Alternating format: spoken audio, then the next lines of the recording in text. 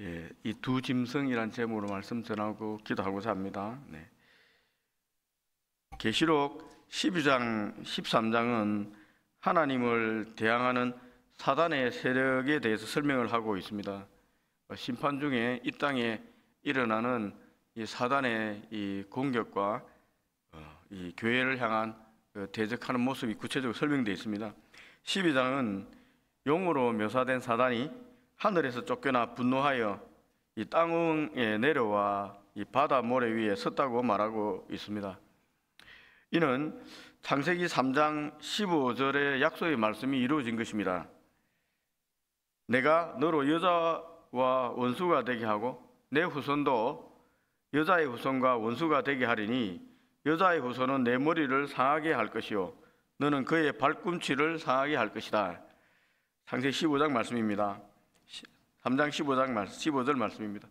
계시록 12장 1절에 묘사된 이 여자는 구약과 신약 시대의 전체 교회를 상징한다고 했습니다.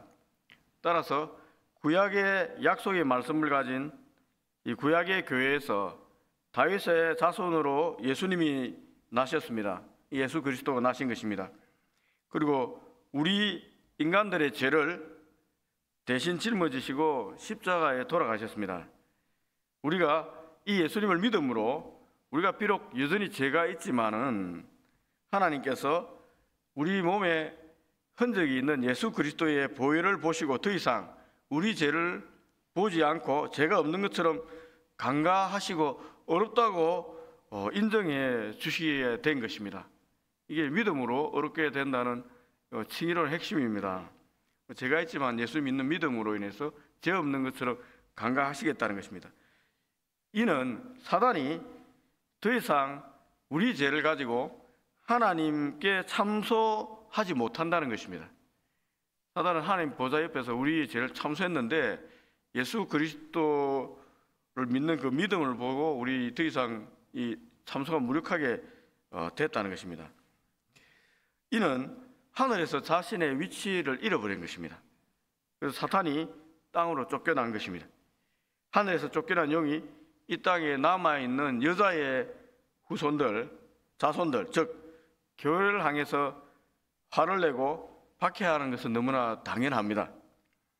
그러나 용이 자신이 여자를 해치지 못하게 되자 이 마지막 전쟁을 준비하는 것입니다. 그것이 12장 17절에 기록되어 있습니다. 용이 여자에게 분노하여 돌아가서 그 여자의 남은 자손 곧 하나님의 계명을 지키며 예수의 증거를 가진 자들과 더불어 싸우려고 바다 모래 위에 서 있더라. 이제 여자를 해치지 못하자 이제 마지막으로 이제 큰 전쟁을 하기 위해서 바다 위에 서 있다는 것입니다. 바다 모래 위에 여자의 남은 자손이 교회입니다, 여러분. 예수님의 증거를 가진 자들이 교회입니다.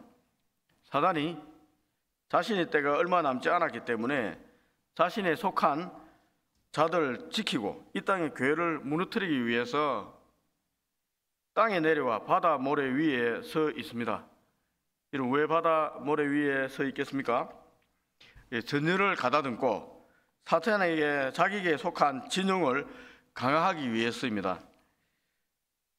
사단은 이 진영이 있습니다. 사단에 속한 무리들이 있습니다. 그리고 사단의 가장 큰 무기는 거짓과 속임입니다. 사단은 삼위일체 하나님을 모방하여 사단도 삼위일체적 존재로 드러내기 위해서 자신의 추종하는 짐승들을 태초의 혼돈을 상징하는 바다와 자신이 서 있는 땅 위에서 불러냈습니다. 이 사단의 방법은 결국은 하나님처럼 행동함으로 인해서 우리 인간을 미혹해서 자기의 수하로 끌어들이겠다는 겁니다. 죽이겠다는 것입니다. 이 13장 1절 말씀입니다. 내가 보니 바다에서 한 짐승이 나오는데 뿔이 10이요 머리가 7이라 그 뿔에는 10 왕관이 있고 그 머리들에는 신성모독하는 이름들이 있더라. 12장의 붉은 용의 모습과 똑같습니다. 이 바다에서 올라온 짐승도 사단의 형상대로 지어졌습니다. 모양이 똑같잖아요. 거의 뿔이 10이요 머리가 7입니다. 그리고 머리에는 신성모독하는 이름들이 있습니다. 하는 짓도 똑같다는 것입니다. 하나님을 대적하고 모독하는 짓을 똑같이 합니다. 사단은 바다에서 올라온 짐승에게 권세를 주었습니다. 13장 2절입니다. 내가 본 짐승은 표범과 비슷하고 그 발은 곰의 발 같고 그 입은 사자 입 같은데 용이 자기의 능력과 보좌와 큰 권세를 그에게 주었더라. 앞에서 언급한 다니엘 7장에 나오는 네 짐승의 모습과 똑같습니다. 거의 표범, 곰, 사자, 흉측한 짐승의 폭력성이 사단이 짐승에게 준 권세임을 우리가 알 수가 있습니다. 다니엘 7장에 나오는 짐승은 이스라엘과 관련된 제국들이었습니다. 이스라엘을 지배했던 제국들의 모습, 제국들의 이름과 비슷했습니다. 제국들의 모습입니다. 바벨론, 메데, 바사, 헬라 제국 등을 의미합니다.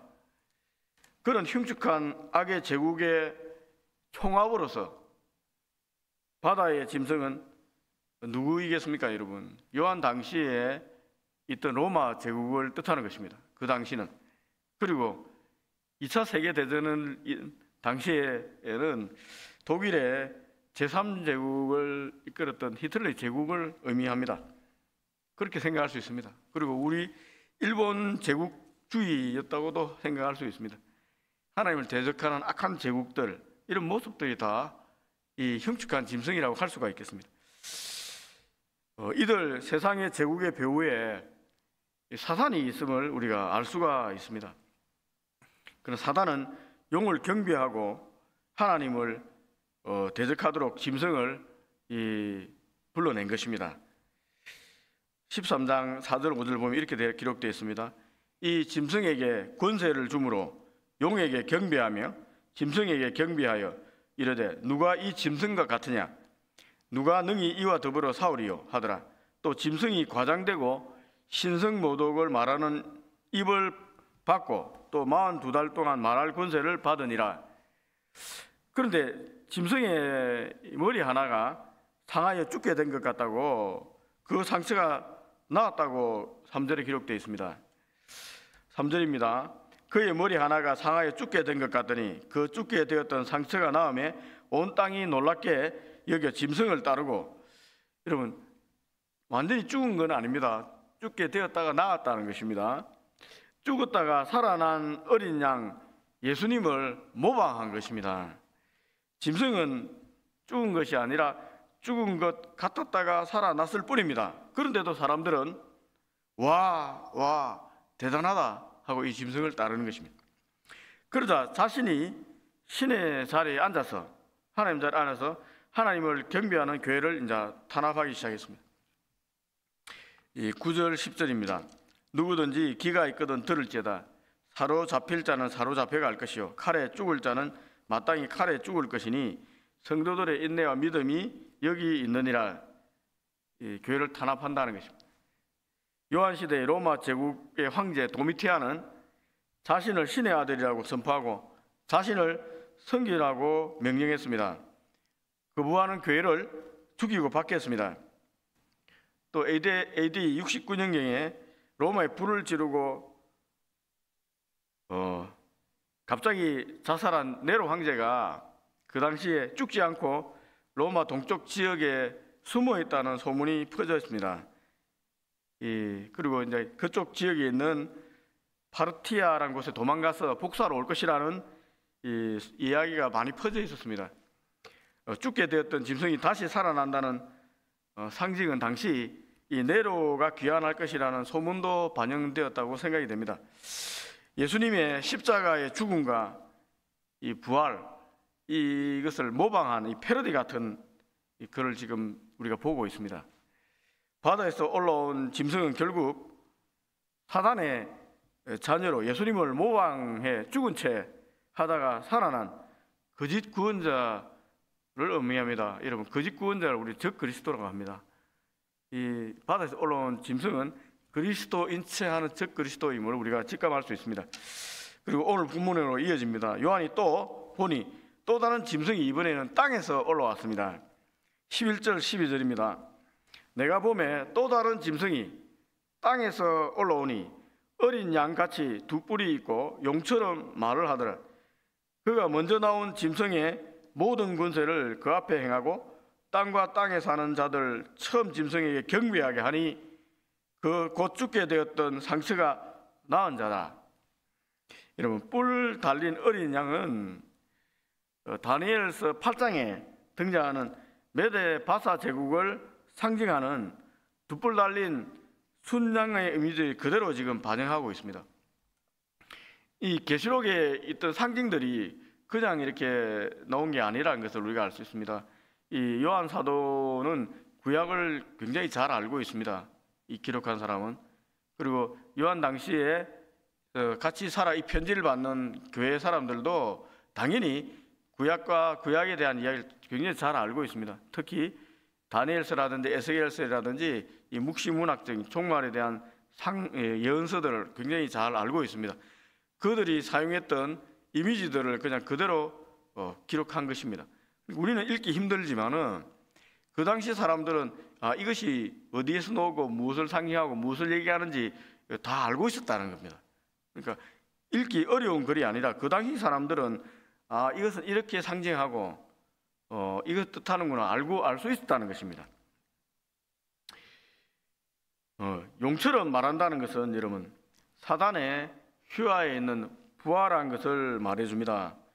두 번째 짐승이 한 일은 바다에서 나온 첫 번째 짐승, 즉 죽었다가 살아난 것처럼 행세하던 짐승에게 땅과 땅에 사는 자들이 경배하도록 선동하는 것입니다. 첫 번째 짐승을 경배하도록 와와 선동하는 것입니다. 첫 번째 짐승이 적 그리스도의 역할을 했다면 두 번째 짐승은 적 그리스도를 믿도록 선전하는 거짓 선지자인 것입니다. 첫 번째 짐승이 두 번째 짐승에게 권능을 준 이 권능을 한번 보십시오. 13장 13절입니다. 큰 이적을 행하되 심지어 사람들 앞에서 불이 하늘에서부터 땅에 떨어지게 하고 하늘에서 불이 내리니 여러분 사람들이 미혹되지 않겠습니까? 보는 우리도 보통 얘기하지 않습니까? 우리에게 기적을 한번 보여주면 믿겠다. 보여주면 믿겠다. 그런데 하늘에서 막 불 막 떨어뜨려 버리는 거거든요. 그럼 사람들이 넘어가는 것입니다. 미혹되는 것입니다. 사람들이 흥분하는 것입니다. 두 번째 짐승은 사람들에게 첫 번째 짐승을 모방해서 우상을 만들려고 했습니다. 사람들이 불을 내리게 한 모습을 보자 이 우상을 만들었습니다. 그리고 그러자 이 우상에게 생기를 주고 우상에게 말하게 했습니다. 우상에게 경배하지 않는 자, 즉 짐승의 표를 받지 않는 자들은 다 죽이라고 말했습니다. 16절에 18절입니다.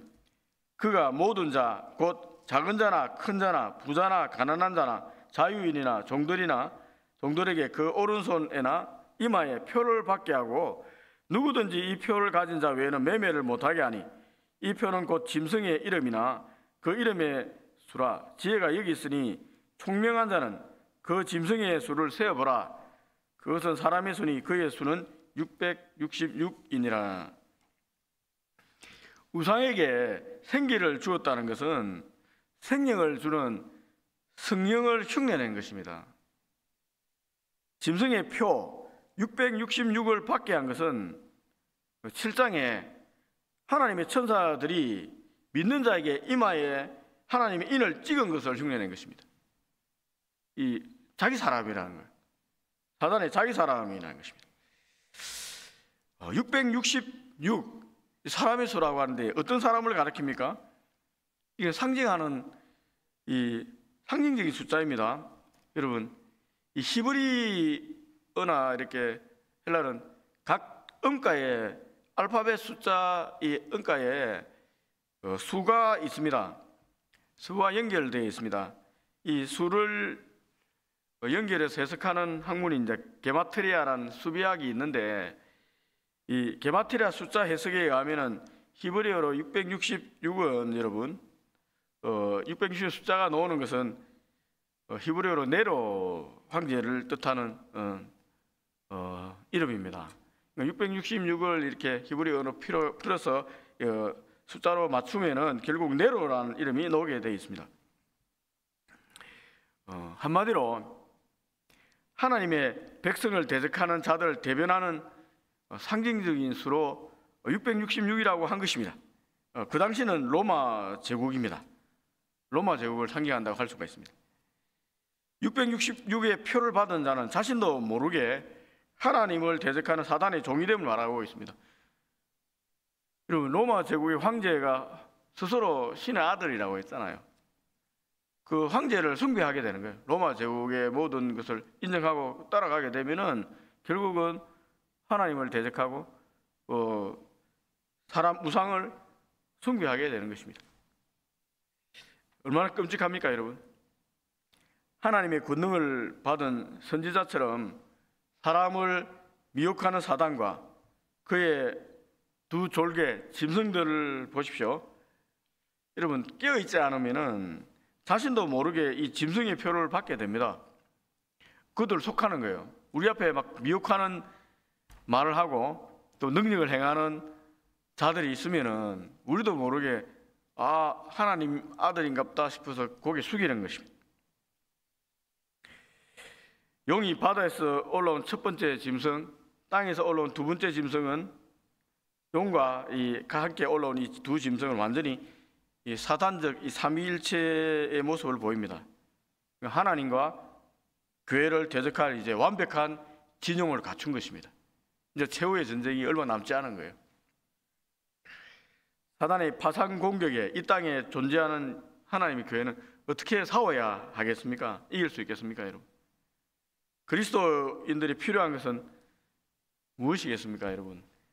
절대적인 순교 신앙입니다. 10절입니다. 사로잡힐 자는 사로잡혀 갈 것이요 칼에 죽을 자는 마땅히 칼에 죽을 것이니 성도들의 인내와 믿음이 여기에 있다. 우리가 죽음을 각오하고 믿음을 지키지 않으면은 우리가 이 땅에 악의 세력과 싸워 승리할 수 없다는 것입니다. 말씀을 맺고자 합니다, 여러분. 로마 제국 황제 도미티아는 스스로 신이 되었습니다. 그리고 황제 숭배를 강요하기 위해서 황제 사제단 같은 것을 파견했습니다. 황제 사제단의 활동은 위협적이었습니다. 이러한 시대에 소아시아 7교회로 대변되는 그리스도인들은 신앙의 실존적인 위험에 직면해 있습니다. 믿음을 위해서 목숨을 걸어야 된다는 것입니다. 황제 숭배를 거부하게 되면 경제적인 손해를 넘어서서 재산도 다 박탈되는 거예요. 목숨까지도 위태로운 상황에 빠지게 됩니다.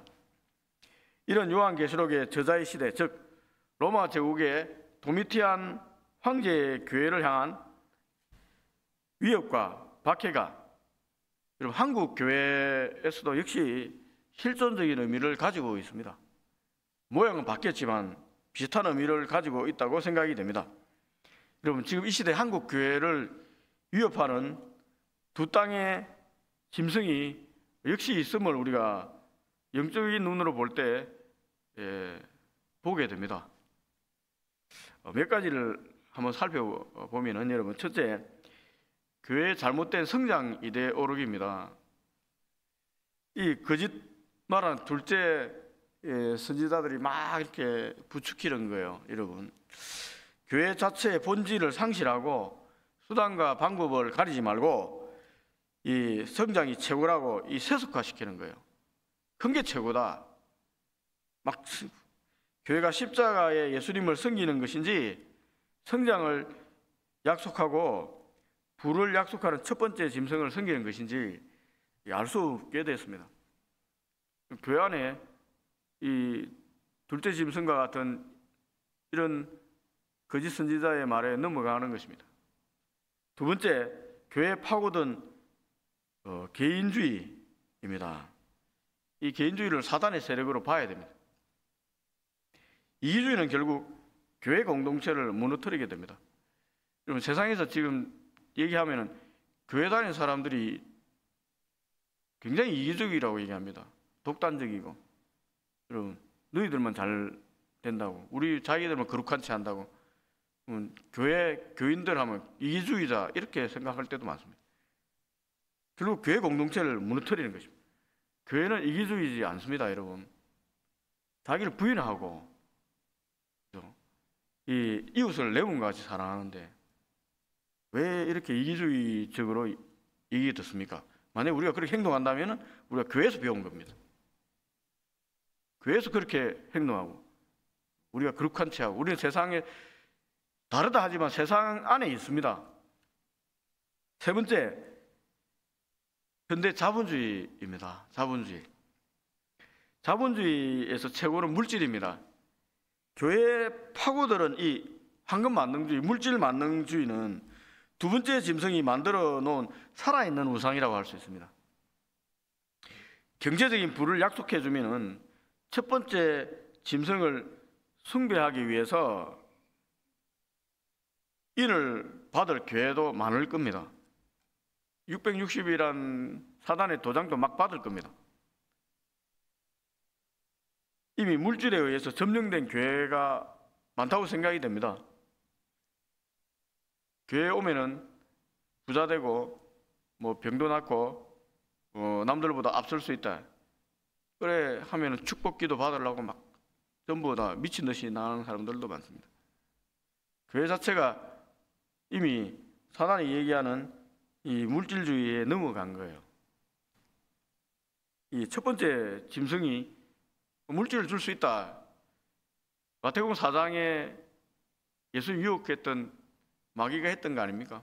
내게 절하면은 천하 만국을 다 주겠다. 권세를, 인기도 주고 다 주겠다. 교회 예수 믿으면은 부자 되고 모든 권세를 받을 수 있다. 그래서 전부 다 복 받기 위해서 막 사람들이 막 구름같이 몰려드는 교회도 있습니다. 요한계시록의 말세를 향한 경고는 당시의 경고로만 끝나는 것이 아닙니다. 여러분, 막 사단과의 전쟁이라고 해서 막 칼 들고 총 들고 막 이게 아니에요. 이런 거짓 선지자들의 미혹과 그리고 이 기적과 이사를 퍼뜨리면서 마치 하나님인 것처럼 흉내내고 막 이렇게 하는 거, 말도 막 하는 거예요. 삼일체처럼 막 이렇게 이 거짓 선지자들 와 하고 이 말을 선포하고 하는 과정에 사람들이 막 미혹되는 거예요. 여러분, 집단적인 체면에 막 걸리는 겁니다. 그러면 믿는 자들이 막 넘어가는 거예요. 보여주면 믿겠다는데 기존의 교회들은 잘 못 보여주거든요. 그런데 그들은 막 이상한 거 보여주면 막 넘어가는 거예요. 막. 우리도 역시 깨어서 하나님 말씀을 붙잡고 분별해야 됩니다. 그리고 말씀의 검을 가지고 우리를 무너뜨리려고 하는 거짓 선지자들, 즉 그리스도를 대적해서 싸워야 됩니다. 그리고 승리해야 합니다. 그렇지 않으면 무너지는 거예요. 그러니까 말세 때는 말씀이 귀하게 되는 겁니다. 깨끗한 말씀, 여러분 이 말씀을 잡아야 돼요. 그러니까 여러분 깨어서 말씀을 열심히 읽고 묵상하고 공부해야 됩니다. 연구해야 됩니다. 마태복음 6장 24절 말씀입니다. 한 사람이 두 주인을 섬기지 못할 것이니 혹 이를 미워하고 저를 사랑하거나 혹 이를 중히 여기고 저를 경히 여김이라. 너희가 하나님과 재물을 겸하여 섬기지 못한다. 하나님의 말씀은 확 나누는 것입니다. 우리 속에 있는 재물과 이 하나님 섬기는 이 가운데를 확 잘라버리는 거예요. 여러분, 우리 영과 혼과 골수와 관절을 찔러 쪼갠다는 게 하나님 말씀을 확 쪼개버리는 거예요. 하나님 말씀 앞에 서면 내 속에 있는 것들이 다 드러나게 되어 있습니다. 그러니까 말씀이 이 날성경처럼 날카로워야 되는 겁니다. 안 그러면 섞여 사는 거예요. 섞여 살면은 사단이 넘어간 것입니다. 기도하겠습니다.